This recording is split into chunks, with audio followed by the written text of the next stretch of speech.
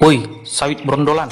Kalian sebagai geng anti rebahan harusnya memotivasi orang-orang yang suka rebahan.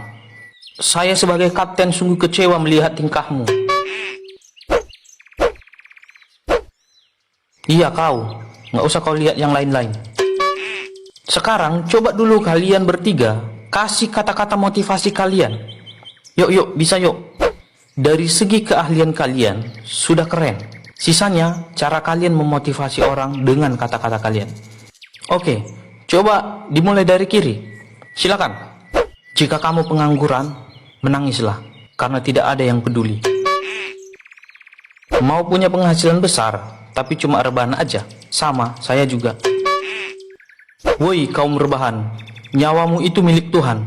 Jadi serahkanlah sekarang. Kecewanya gue. Udahlah.